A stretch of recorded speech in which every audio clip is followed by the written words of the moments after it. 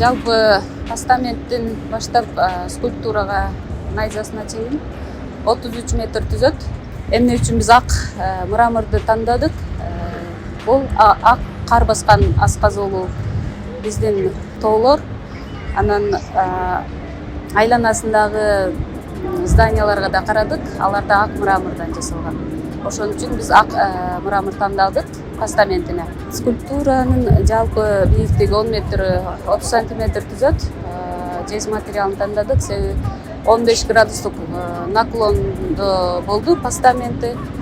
Ошон үчүн жеңил материал тандалып, 4 тоннаны түзөт азыркы скульптуранын салмагы.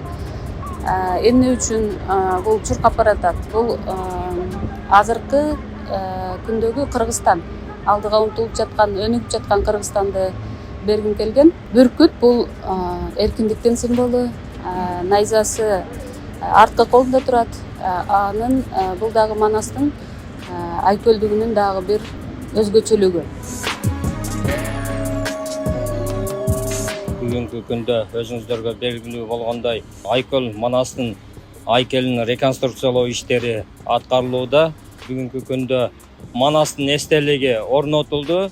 Ошол эстеликтин тегерек четинде кандайдыр бир көркөм элементтер бар. Ошолор орнотулгандан кийин толук кандуу ачылышы дагы белгиленет. Ошондон кийин ачылуу аземи болмокчу.